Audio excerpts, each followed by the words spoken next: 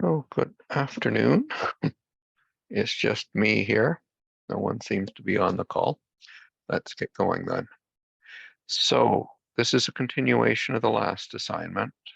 So we're still looking at that data set that had information on a couple thousand different cars. And at the end of assignment 3, you had built a model that had estimated average miles per gallon being 44.5 minus 0.0285 times torque and minus 0.18 times height, meaning cars that were more powerful with more torque would have lower miles per gallon, and those that were taller, probably bigger overall, would also have lower miles per gallon. So the power of the engine, size of the vehicle are negatively related to fuel economy. And the best fuel economy, by the looks of things, is on average about 44 miles per gallon. Okay. That the model was so-so. It explained 61% of the variation in miles per gallon. And our predictions would typically be off by about 3 miles per gallon, maybe even 6 miles per gallon from what our forecast would be. Although I think we looked at a couple things and found our forecasts for those Honda Accords were not very good at all.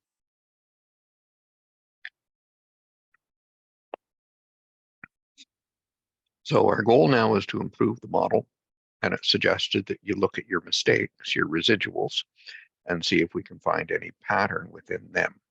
So I've asked you to go and grab those residuals, put them in a new sheet, put all the other variables in that sheet, and make a correlation table. Okay, so let's go. Here's our data set. Here's the model we had. We scroll down with the model after the output, we get our residuals. So let me grab the residuals. So I grabbed a column of them. I'm going to put it into a new sheet. There it is. And now I'm going to need all the other variables. So I go back here, and I'm just looking at numeric variables at the moment. I'm going fuzzy, so I'm going to hide me away. And so the ones that were numeric are price, and all the way across.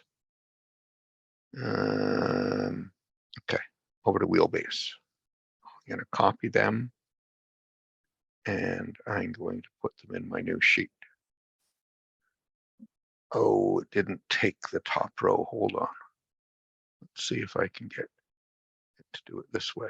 No, it still didn't. We got to be careful when we're grabbing from a table. I'm not at the very top. So you'll notice it didn't take the top row. So maybe I'm going to do it now this way. So now you can see my dotted line is coming over the variable names, but it's an annoying feature. I'm not sure why. So here's all the stuff, but I don't need torque anymore. So I've already got it. Get rid of it. I don't need height anymore. So I'm going to delete it. So I've got them in my model already. If you leave them in, you're going to get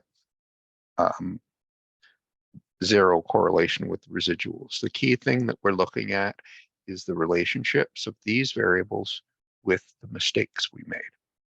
So go to data analysis. So we've done these types of things back in assignment 3, but now it should be easier for you to do because you've done it before, if you remember.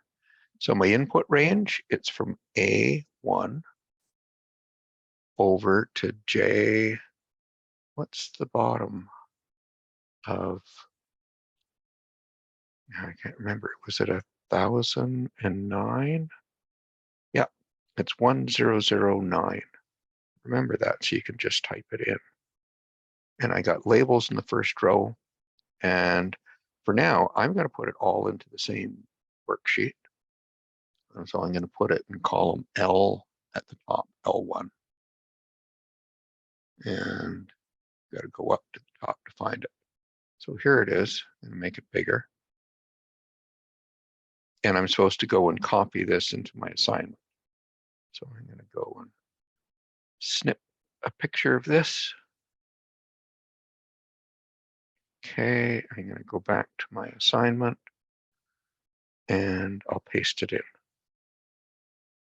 That sort of chopped off the end, but that's good enough. Okay.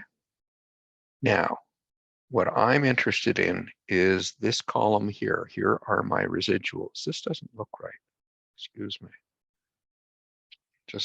I thought this should be 0.08. No, maybe that's a different thing. Okay, anyway. I think these numbers are right. Just check to make sure I've got the right set here. I've got the residuals from that model. Yeah, that must be it. Okay. So anyway, you can see from the table here that negatively correlated with price, not very strongly, with horsepower, with displacement, 0.24, pretty big. Oh yes, this is the one with cylinders, 0.26 minus. So these are other engine characteristics here. And I've got doors and a couple others. So let's go back here to our assignment. The cylinders has the strongest correlation, and yeah, it did. It was the minus 0.26. Don't worry about the minus sign. We don't care if it's minus or positive. So I want you to fit a model with that in there and then write out the formula. And what I'd advise you to do is I'd rename this one question 1A. And I'm building a new model. Let me go back, get my variables in. So, well, I could take these guys. It's the same as my old model. It had torque, height, average miles per gallon. And I'm just going to go and steal cylinders from here and put that in there. So I want a new model with cylinders in it. So I'm going to go to data analysis, regression. It needs to know where my Y variable is. That's column D. So from row 1 to row 1009, the X variables are in A1 to C1009. So columns A to C, I've got 3 columns I'm using. I do have labels. I'm going to put my output on the same sheet. And I'm going to put it over in F1. I'm going to ask for residuals, and I'll get the plots too. I think that's fine, and I'll click OK. I get a whole bunch of stuff. Okay, let me just. I'm going to move. Oh, come on. Doesn't want to move.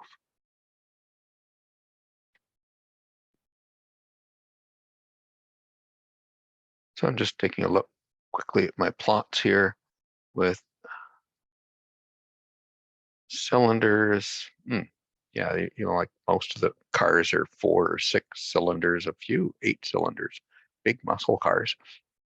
But we've even got 10 and 1 at 12 cylinders, Jaguar or something like that, I guess. And torque, as we had before, similar chart to what we had before. Later on, I think it might be curved, or maybe it's just this odd scatter up above that doesn't look good. And with height, it's all squished over here because we don't have cars that are super, super low. Again, looks like some outliers. Anyway, let's look at the model, and we're asked several questions on that. I think they want us to go and capture this, I suspect, and paste it in. So grab just the first few columns.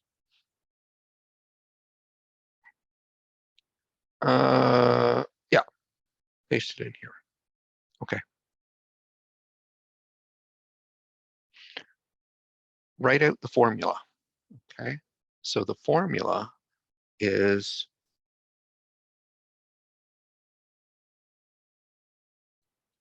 here's the formula, okay? Okay, it's got cylinders last. The sequence isn't magical, anything special there. It doesn't matter. Mine, you know, I had cylinders, then torque, then height. It doesn't matter here. And these, all you have to do is put in the numbers. So the number for torque is minus 0.018, a bunch more. And my coefficient for height, it's negative. So I better cover up that minus sign. Minus height 0.161 if you wanted to round it off. As long as you got several significant digits. And for cylinders, it's now minus 1.13, oops, 326, whatever. So you know what I mean? That's all we mean when we're saying what's the formula. So it's what we've estimated was this type of equation. And I'm just putting in the numbers that are here. Oh, I've got an intercept too. I better don't forget that. That's now 46 instead of 44.05. Okay, that's our starting value. So it's not much to do that. So assignment 3 suggested we've got strong correlations among power, torque, displacement, and cylinders. Okay, they're all related to engine size and performance. And that if they're all correlated with each other, then with the example we did in class with predicting credit card balance, we had credit rating and income were highly correlated. So as soon as you added in income, it completely changed the coefficient for credit rating. And we got a strange coefficient for income. Now, this one, it doesn't seem to be a strange coefficient for cylinders. More cylinders would be a bigger engine. Probably it's going to give us lower miles per gallon. But did it also go and beat up torque and change its value? So if you look at it, now it's minus 0.01815, okay? And before it was minus 0.0285. Now, you may think that's a small change, but remember, these are small numbers. So it's like going from 285 to 185. Hey, if you were looking at a price change, that's a huge change. It looks big. You could look at standard error as well, because if you looked at the standard error, you'd have to go back here to this model we had before, where it was minus 0.18, or no, for torque, sorry, minus 0.028. Standard error was super small, 0.0008. So we wouldn't expect, just with noise, for this thing to change very much, but it's changed a lot. So yeah, this is, you know, you should, I don't know if that makes any sense to you. Has adding cylinders improved the performance of the model? And so performance, remember you've got 3 tables here. Bottom one tells us what the formula is all about. The middle one we're not going to use. And the top one is our performance section. And it's got an R-square now of 0.669, so around 67%. So the R-square was 61%, now it's 67%. Before, our predictions were off by about 3.12 miles per gallon. Now they're going to be off by 2.87. So looking at those, that seems to suggest my overall grade's gone up a little bit, and the amount of error in any predictions has gone down a little bit. Yeah, it's better. Not by a whole lot, but it's better. So let's go and do this again. Same thing that we just did. Okay. So I'm going to go, and first thing is do a correlation table. So let me go back here. So I should rename this guy, just so I can remember what's what. So this was 1B. So with this one, I'm going to have to do the same steps I just did. Take my residuals, put them in a new sheet, go back, grab the variables I didn't use. I'm going to steal them from here.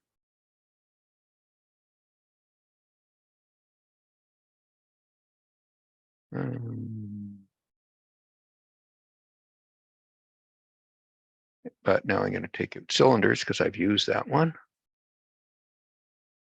I'm going to go back over to data analysis. I'm going to go back to correlation.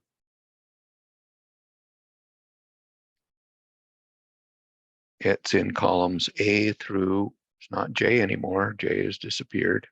So I've taken one out. I'm going to go to I, and I'll put it in the same place.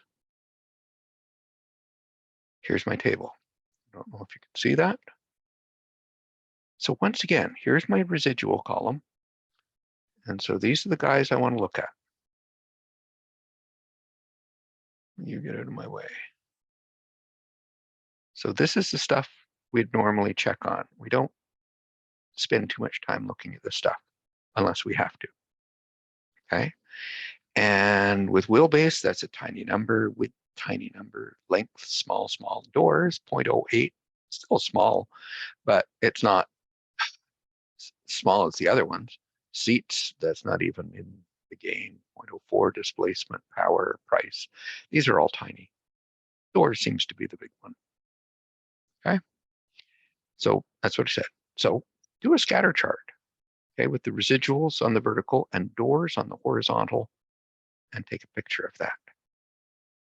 Okay. So I could go residuals, doors. I'm going to go and insert, get this out of my way. Where's a scatter chart? That looks like a scatter chart. Okay. So make this out of my way. What do we got here? Whoa. Residuals, doors? No, doesn't look like it. This doesn't seem to match at all. Here's my scale. It's in the middle. 0, 1, 2, 3, 4, 5. I got doors on the vertical. Wrong way round.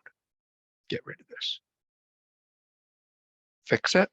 Well, you got to go and grab these guys. I'm going to put them in a new sheet, if you don't mind. And I'm going to move this over. Remember with Excel that the first variable is on the horizontal, the second one is on the vertical. Now let's go and do that chart. It's in part why I told you to label things, okay? So this now, it's got the number of doors here up to 5, okay? And then these are the residuals on the vertical. Here's 0. Got a lot that are spiked up here, not as many down there. So on this one, it asks you to label these things. So these, you have to go and add them in.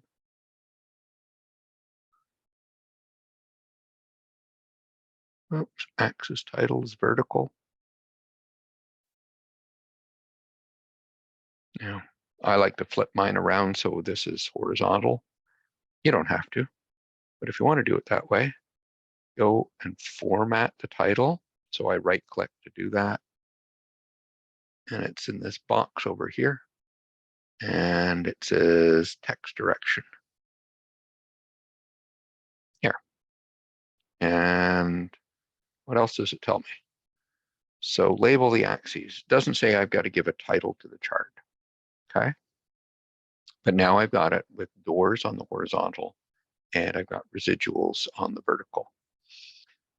That, to be honest, if I look at that chart, it doesn't look like there's any really strong pattern here. It's supposed to be upward sloping. Maybe. But you know, you got to admit that we've got not a lot of different values for doors. Anyway, let's, it is what it is. So take a picture of that, put it in your thing, fit a new model. I want a model that's going to have torque, height, cylinders, doors, and average miles per gallon. Excuse me, move the words here. So where was our last model? It was here.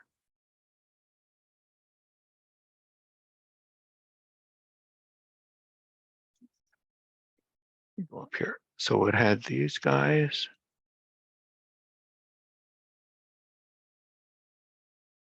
I'm going to put it here, cheating.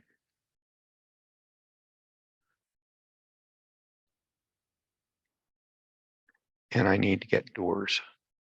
Where did I have some doors? These doors? They're doors. Where's my current sheet? I'm starting to lose track of things. I've got a sheet 3, sheet 4, sheet 5. What's the question I'm on? I'm on question 2C. I'm going to rename that. Okay. And this one was question 2A. And this one was question 2B. As I said, it's easy to lose track with these. Here I've got all my X variables together on the left. And again, although in the assignment it says torque, height, cylinder, doors, doesn't matter what sequence you got them in. So I'm going to go to data. I'm going to build my model. I'm going to go down here to regression. Okay, my variable, no, it's not in column D anymore. It's in column E. E1 to E1009. And this is now in A1 to D1009. And I want to put it somewhere. Let me just move it over a little more. G1, and I'll keep it all together. Keep it all for this question. There we go. So I've got my results here. Now, looking at it quickly, if you remember the last one, it was R squared was 0.669, I think, or 67%. Well, now it's 0.672. So a little tiny bit better. The R squared, or the standard error is, I think that was what we had before. It's not changed much. So let's go and see what the question asks us to do. Put my output in here. So explain that coefficient for cylinders. Okay. So here's your model.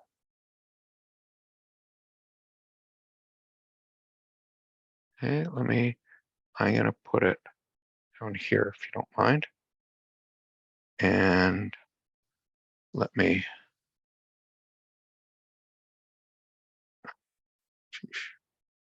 I have a,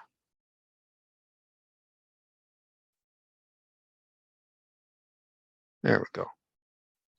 I'm not sure if you can see all of this.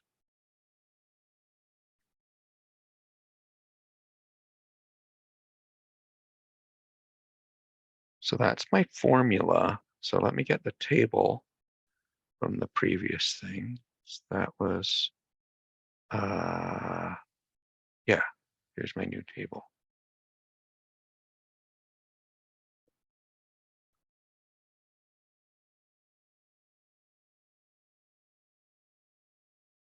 Oh, it's not showing.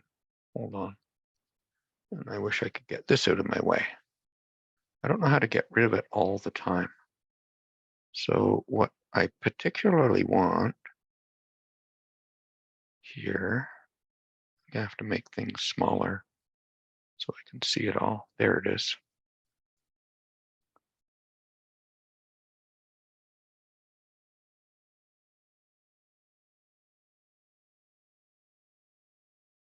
So this was the answer here. So the key thing that I need are the coefficients here.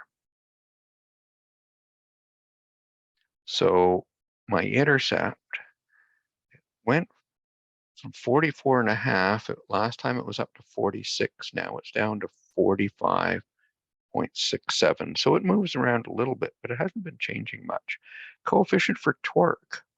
Yeah, this is interesting. Last time it changed a lot. Now it doesn't seem to have changed much at all. It's about what it was, I think, last time. And for height,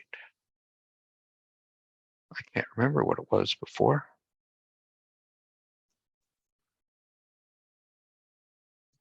8.8, oops, 8.8. Coefficient for cylinders. This one hasn't changed much. I think it was this value before. 116. And then I've got doors. Now this is interesting. I get better mileage if I have doors. 5, 3. Now I'm going to let you explain the cylinders one. If I was looking at doors, this one's interesting because if there were more doors, would it be a bigger vehicle? I'm not quite sure that, because when height, it made it a bigger vehicle. I suspect with doors, most of the time it's either 2 doors or it's 4 doors. And a lot of trucks probably only have 2 doors. And a lot of sedans, smaller cars, would have 4 doors, family vehicles. Now, some of the muscle cars that have big V8 engines would only have 2 doors. So it may well be that smaller vehicles have got more doors. And in particular, this one says that if you add a door, your miles per gallon increases by 0.5. If you added 2 more doors, if you went from a 2-door to a 4-door, then your average miles per gallon would increase by 1. So you get 1 more miles per gallon in a sedan versus a truck on average. That's what it looks like almost, as long as they were the same height and everything else. I don't know. Anyway, so the coefficient for doors means that as you increase the number of doors, the average miles per gallon increases by 0.5. And so you're asked to explain the coefficient for cylinders. So you should be able to do that. Now, doors, it has no relationship with torque. You probably, if you look back at any of the correlation tables, doors and torque probably don't talk to each other. Let's look back at one of them. Here. Here's doors. And, oh, sorry, torque isn't there. I'd have to go back to assignment 3 to find that because torque has been in my model all along. But if you're looking at doors and some of the things to do with, power, displacement, cylinders, that sort of thing, they're not really related to one another. So why should we expect this to be related here at all? It's no. That doors isn't related to your engine size. So not being correlated, hopefully it means it didn't have any effect on other model coefficients. Maybe on height, I'm not sure. Has it made the performance of the model any better? I think we talked about that. It's a little bit better, but not by much. So if you went further and looked at the remaining ones and you built a correlation table, we've done this over and over again. Sorry, we did the thing with doors. Why did I paste it in the wrong place? No, where did I do it? Oh, I did it down here. Okay. If you look at the residuals now and look at correlation with all the others, you'll find correlations are pretty small. Displacement, width are a little bit correlated. If you put them in, you can improve the R squared a little tiny bit and reduce the standard error tiny bit. It's really not worth your while. So we're going to stop here and look at other variables. Okay, so put the residuals into a new sheet, and we're going to look at other variables. So let's go, where's our last model? Here it is. This time we're going to take the residuals, put them in a new sheet, just like we've done before. But I'm going to go back to the beginning and look at these variables that I didn't use, the ones that aren't numbers. The body type, fuel, gearbox, drivetrain. Take those, put them in my new sheet.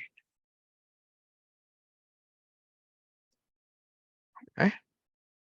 So take your residuals and make a box and whisker chart. I think I can find it here. There it is. Here's a box and whisker. So most of the residuals are pretty concentrated around 0, a little bit below, a little bit above, between about -5 and +5. So if you recall, our standard error is 2.85, double it, and you're around 5.5 each way. Most of my errors are between -5 and +5. So that covers most of them. But I've got a bunch of outliers up here and down here. Okay. The rest of them seem to be okay. Let's look at these other variables here that we've got. And the assignment is asking you to start out by looking at fuel type and then look at body. Okay, so how do we look at those? We've done this before. We've done it in assignments. I think we did it in assignment 2. I can't remember. Definitely did it in assignment 3. So go to select data. So once you're in the chart, so this is in the design thing for chart tools. I go to select data and go over to edit. So don't start playing with things too quick. Go to edit first. Then it says, what is going to be on the horizontal axis? And we're going to put fuel type. So don't click on fuel type. Click on hybrid just below it, and then all the others in that column. Okay. Oops, I've got a number here. That shouldn't be there. Take that one out. So that was a count I had at one time, 1,008 values. Click OK. So here I get hybrid, petrol. So the first one was hybrid. Next few were gas. Click OK. Your chart is up at the top, so it hasn't been lost. Look, hybrids are getting much better. Look at all their residuals are positive, and they're fairly big. They're up around 10. On average, it looks like, glancing at this, that a hybrid gets 10 miles per gallon better than a regular gas engine.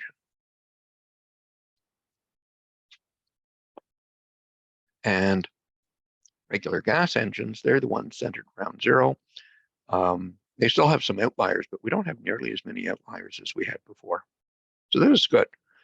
That we should look at this later. And that what you should have noticed from assignment 3, when you actually did forecasts for 2 vehicles, both Honda Accords, that one was a hybrid, one wasn't, and they had very different miles per gallon.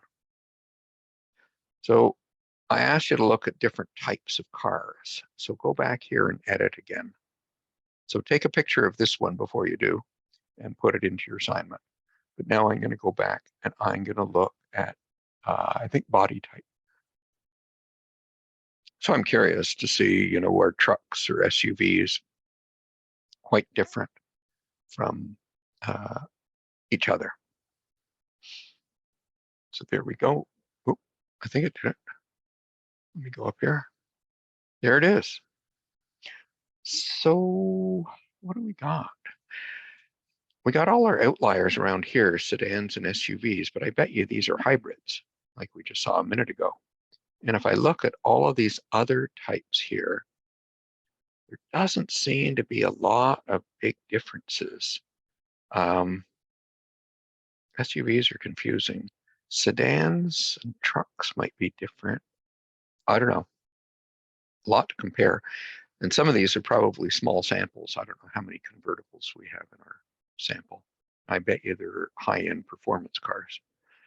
Let's go back. So put a picture of that in your assignment. Okay. If you do drivetrain and if you do, let's see, what else that, yeah, so if you're looking at front wheel drive, rear wheel, all wheel drive, and looking at transmission types, is it a manual, an automatic, or a CVT, continuous variable transmission, new sort now. Anyway, we're going to just look at going in fuel type and building ourselves yet another new model. Okay, so what I'm going to do is start out by taking my last model I had. I'm going to grab all of these guys. Okay, and I'm going to put them in a new sheet.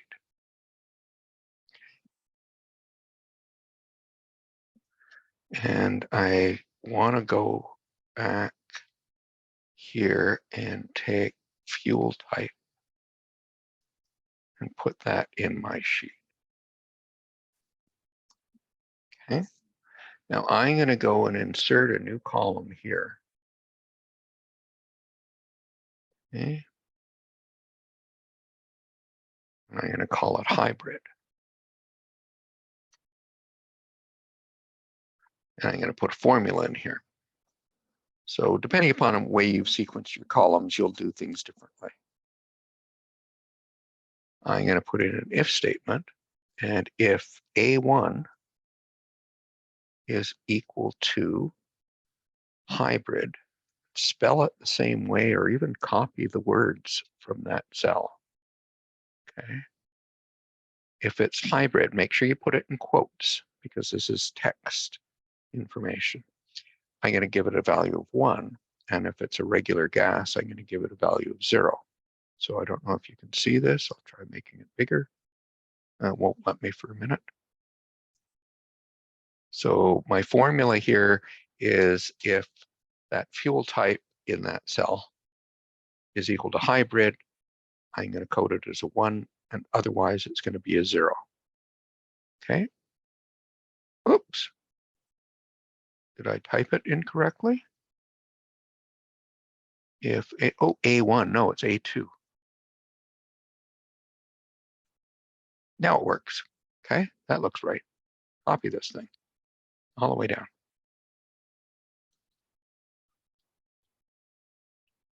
Doesn't look like there are an awful lot of hybrids in this data set.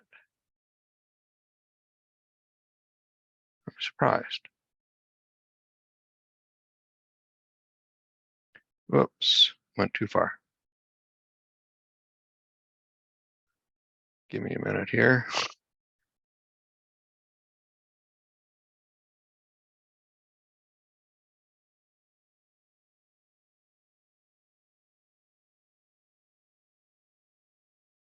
All right, so petrol 00000, hybrid 1, hybrid 1, hybrid 1, a lot of 0. Okay, I think I've got it right.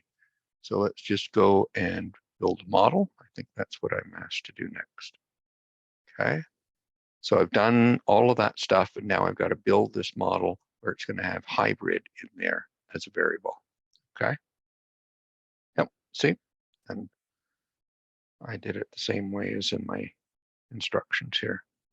So go to data, data analysis, regression. Okay, now my variable is that I'm predicting is in column G. So remember, it's moving on you. You can't just leave what you had before. And the new variables, X variables, doesn't start in A. I'm going to get an error message if I did that, because that's text information. Goes from column B to column F. Got labels. I'm going to put it in space. I'm going to put it over here in I1. Okay. There, done. Whoa, get a load of my R square. It went from, what was it, 67% or a little better than that. Now it's almost 80%. That's a lot better. My standard error was 2.85 and now it's 2.25. That's a lot better. So what does it tell me to do here? Has it made my model better? Yeah, definitely. Can I quantify the benefit of having a hybrid? So hybrid's a variable now. So can you explain what that coefficient for hybrid represents? I'm going to leave that to you. We've talked about explaining the one for cylinders. What about the one for hybrid? I gave you my guesses to the benefit of a hybrid just looking at my residual plot before. If you can recall that. I don't know if my estimate here is the same, but I bet it is. So it's just an estimate. If I had a different sample, I'd get different ones. So that value for hybrid is not going to be perfect. Let's get, what is the value for hybrid? Okay, so I've got in my model here, so the same intercept I had before. The doors one is now dropped a little bit. It was 0.53 and now it's 0.45. And cylinders was 0.11 and now it's minus 0.04. And torque had been minus 0.018, so it's 0.017. And height, I think, was minus 0.18, and now it's minus 0.19. So the others have all stayed pretty close. And I got a value for hybrid as being 10.5. This is an estimate, okay, of the impact of hybrid, just like the -1 is an estimate of the impact of cylinders. Or we talked before about the impact of having yet another door on the car. I'll improve my mileage and have 10 doors on my car. That doesn't make sense, but it looks like it, it would. If I was looking at doors and saying the impact is almost half of a mile per gallon for every additional door, it is an estimate. And the estimate is off by 0.128, around 0.13. So if I'm saying my best guess is 0.45, it could easily be 0.13 more than that. So that would be 0.58, or 0.13 smaller, that would be 0.32. So maybe the coefficient for doors should be 0.32, or maybe it should be 0.58. But even worse, it could be double that in terms of the error. So maybe it's not at the low end 0.32, go down another standard error, and you would be at 0.19, I think. So in worst case, the impact of an additional door is an increase of only 0.19 to the average miles per gallon. But on the other hand, maybe my error is the other way, and my estimate is actually too low. And the correct value should be, I say 0.58. If I add another 0.13, I'm up to 0.71, I think. So maybe the impact of each door is to increase the miles per gallon by 0.71 for each door I add to the car. Sounds silly adding doors to a car. But imagine a car that's got doors everywhere. Anyway, that's what we mean by talking about estimates. Okay, and I've talked about it in the context of doors. I want you to do it in the context of hybrid. That the value there of 10.5 is only an estimate, as a standard error of 0.43. So how far off do you think the right value should be? Okay. And in particular, if it doesn't happen with this model, but with some, you'll find that if you go out 2 standard errors, that your sign of your coefficient changes from doors, it might change to being negative instead of being positive, or for cylinders going from negative to being positive. That suggests that increasing that variable could increase the miles per gallon or decrease the miles per gallon. If those sorts of things happen, we usually say, I don't know if that variable is helpful at all, because I don't even know what direction it's changing things. So is that happening in your case? Is the sign changing? If it is, that's an issue. If it isn't, that's maybe good news to you. In assignment 3, I asked you to go and look at 2 Honda Accords that, and in that case, we had almost identical estimates of the miles per gallon, even though one was a hybrid and the other one wasn't. But that was because, they were very similar torque and they were the same height.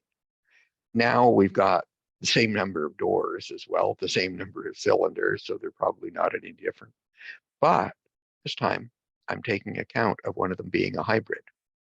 So what do your results look like now that you take into account that one's a hybrid and the other one isn't?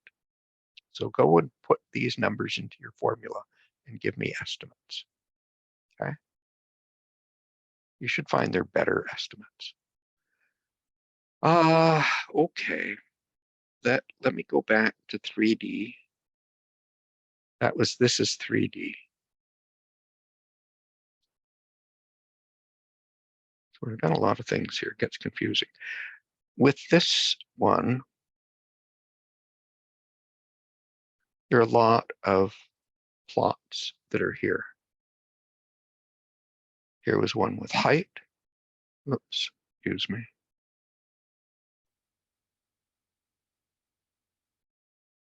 There's the one I want. Why this moves sometimes and doesn't others, I don't know. That, just out of curiosity, I'm gonna change this axis because I hate it. It said it's starting at 0. I want to start it at 40 and see if that, okay. So there, I just spread it out better, but it looks pretty even. This is the type of scatter we ideally want. It's pretty even left to right. Now, if I look at the torque one though, and this one I want you to just copy and paste into your assignment. Just take this guy. I know there's some odd ones up on top here and here. I still almost think there's a curve to this. It's hard to see. Maybe it's just my imagination. But one way of checking that is to make this into a curve. And we're going to make it a really simple curve. Okay. So I've asked you to paste in that picture. Okay. That's all you have to do here. You've already done all the work. And I've asked you to go and take the last model and right beside the variable torque, put in a new column and call it torque squared, or give it a T2. Okay. So let's go back here.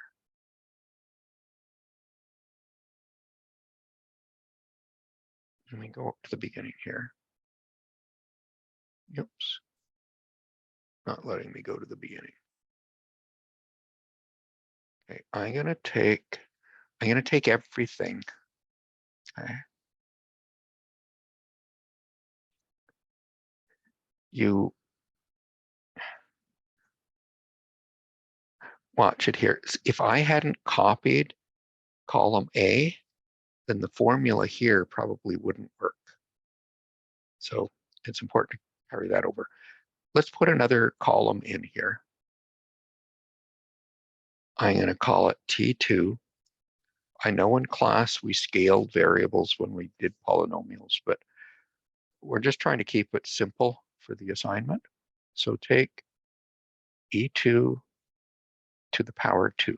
That'll square it. Big number. That's why we scale. Oh, let me go back here.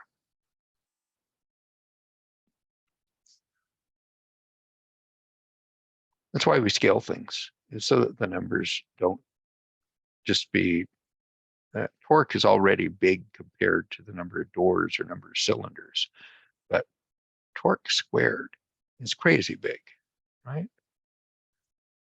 It's, 67,000. Anyway, let's go fit our model. And now my y variable is, watch yourself here, okay? Don't stick with what you had before, because it's moved.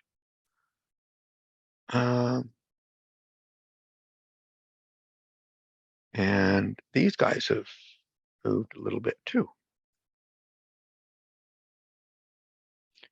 And it goes to column G. Remember, it starts with column B, though. Don't include A. Those are words. I don't like them. And I'll have to move my output over a bit. So am I any better? I don't know if you can see this, but it is a little tiny bit. Okay. And we'll get to this in a second. Let me go and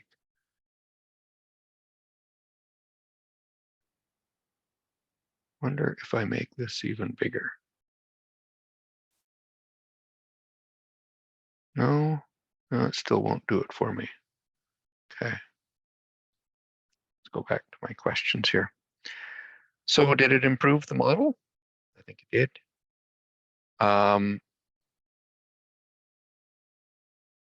Okay, I'm just going to do a histogram and finish. I do want to point out one thing to you, that the R-square went up, the standard error went down, which is good. Is this really adding much to my model? Because the coefficient here, if I asked you to write it out, that coefficient is going to be for t squared. It says E minus 0.5. So it means 0 point is positive. Put in 1, 2, 3, 4 zeros, 2, 9. It's really small. And the standard error is also really, really small. It's 0 point, because it goes E06. So 0.0, oops, where did I get the minus sign from? 0.1234538. So it's even smaller. Okay, tiny, tiny number. So that 3 corresponds to where the 9 digit is here. Okay, so it's, my standard error might change the second digit, not the 2 so much as changing the 9, pushing it up or down. That if I went out 2 standard errors, I'm going to change this number. It's going to move it up or down a little bit. If I went out 2 standard errors, I might be going to 0.000021, or I might be going up to 0.000037. Okay, in terms of spread, moving it up. But it's still going to be positive either way. That means that variable actually is useful to me. It's not changing direction. It's not going from plus to minus or minus to plus. So this is important to note. Always check that standard error, compare it to the coefficient. One way, if you want to look at that, some people like to look at the ratio of the two. And here the ratio is over 7. So you'd have to go out more than 7 standard errors before you change the sign. It's a lot. Okay. Anyway, back to your assignment. You can keep playing with this model, you might be able to get the standard error down to 2 or thereabouts, but that's about it. It's hard to get it much smaller than that. So I'm curious about what those residuals look like. And instead of doing a box and whisker, I asked you to do a histogram. So go and you can do it directly. You could go grab all these guys and do it here, or you could paste it into a new sheet. Let's do that. Now I'm going to go and insert. I'm going to go over here and do histogram. Oh, where'd it go? There it is. Okay. So here's my histogram. That looks sort of bell-shaped. I'm just going to fuss with it a little bit. On the axis here, I have trouble understanding these numbers. So I'm going to change them. I'm going to format the axis. And let me go over to, it says automatic or bin width or number of bins. I'm going to go and change the bin width. What do I want it in the assignment? I said make it 0.5. Okay. So it says 0.076. That's an odd number. Let's do 0.5. And at the bottom end, right now it's starting at minus 8.6, I don't know, some ugly number. So I'm going to go down here to the underflow bin, and I'm going to start at, well, it said minus 7. I'll change it. I could probably use that. Not a bad number, actually. But I thought I'd change it to minus 8. Now I'm finished. Okay. So now, if you look at this, there we go. That it's easier for me to figure out where 0 is. 0 is right here, sort of in the split of the peak that I've got. And it's sort of bumpy and everything.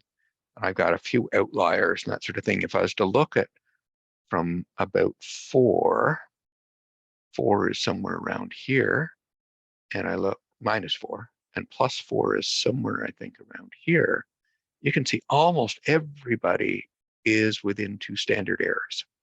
And then there's some stragglers that are way, way out, because I've got 1,000 observations here. So I am going to get a few crazies that are outside that middle chunk that I've got. But it looks like it's behaving the way it should. I wish it was a nicer bell shape, but histograms tend to get really lumpy. Okay. And I think we're at the end. Oh, okay. The other thing in your assignment are some probability questions. Okay. Well, let's see if we can do these. I'm going to run through them really quickly. Now, these ones shouldn't be hard. Same sort of thing as we did in class. So this is a frequency table of your expectations. This is your data. And I had 1,057 students tell me about whether or not their expectations in the fall for the fall were below expectations, above, or just met expectations. And then why did you pick St. Mary's? What was the reason that you picked? And the this is sort of the layout of what we've got. So if I was to pick a student at random and asked, what's the probability a randomly selected student said that their experience met their expectations? Looks like about half of them did, right? So you should be able to write that out as a probability. How many met their expectations? Out of how many? So with probabilities, it's a fraction. I'd like you to change that into a percentage or a decimal, but always think of a probability as some number out of another number.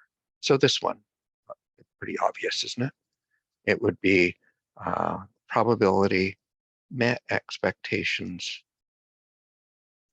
is I've got 558 that met expectations out of 1,057. If I'm looking at everybody. And that's a percentage, and it's probably just a little more than 50%. Then I asked, what's the probability a randomly selected student said their main reason was program, and I met expectations? So how many fit both descriptions? That I not only met their expectations, so I must have been in this row, right? But I also had to meet the requirement of being in the program. So it's got to be in this column. It's not changing things on me. Oops. Oh, it changed that. I didn't want to do that. Excuse me. Let me take program. Yeah.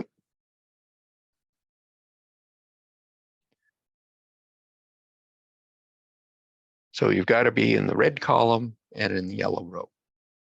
Okay. So looks like 313. 313 out of how many though? Is that out of everybody? Is it out of those that you met expectations, or is it out of those that program was most important? Does it tell you? Am I looking at a specific subgroup? It says a probability of a randomly selected student. One of anybody. So it looks like everybody. What's the probability a randomly selected student said their main reason was program or the experience met expectations? So that's it. You're in the yellow row or the red column or both. How many fit that description? And what's the group I'm looking at? Well, I'm just looking at a randomly selected student, not looking at any special group. That changes with the next few questions. This is important with each of these. The important piece is this word among. Among comes up again. Among comes up again. That it's not always the word among. It may be phrased in other fashions. But this is a way of saying, I'm not looking at everybody. I'm only looking at students where program was the key reason they used, or cost was, or below expectations is the group you're looking at. So each of these are looking at specific subgroups. So I'm only looking at the program people. Everybody else I can ignore. And how many said their experience met or exceeded expectations? So I'm only looking at these 570. How many did I say met or exceeded? Well, I can count them up. I got 429. But I'm only looking at the program people. I'm only looking at the 570. I can erase everybody over here, all these numbers and everything else, because I've said I don't care about the other groups. I only care about the program people. In this one, I only care about the cost people. This one, I only care about the below expectations people. And then I'm looking at something else. These are your conditional probabilities. Anytime you're looking at a subgroup, it's a conditional probability. And then I want you to go back and look at the definitions of independence. And how can you say whether or not program and below expectations, are they independent of each other? What would have to be true for them to be independent? Now, independent does not mean mutually exclusive. Mutually exclusive means that if you're one, you can't be the other. If you say program is the main reason, then your experience can't be below expectations. Well, I'm sorry, that's not true, because I've got some in that group. They aren't mutually exclusive, that both can happen together. But are they independent of each other? And what does independence mean? Look at the definition. And I think we're finally to the end, which we are. So that means we're at the end of the tutorial, I think. Okay. Now, what happened to, there we are. Do I have anybody still with me? Oh, hi, Matt. Okay. Anyway, I think we're done. So I should, excuse me. Oh, that's what I wanted. I'm going to stop recording. Bye, Matt.